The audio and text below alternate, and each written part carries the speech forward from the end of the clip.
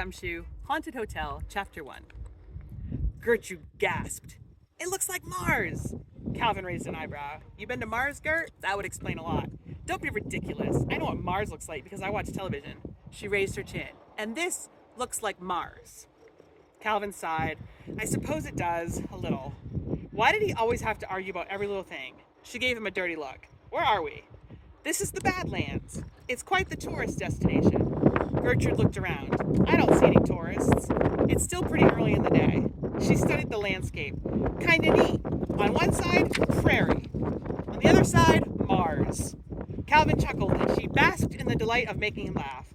We're just nicking the outer edge of the Badlands. I'm sure it's much more impressive if you drive through the middle of it. You've never driven through the Badlands? She said. No, I've never been to South Dakota. You know that.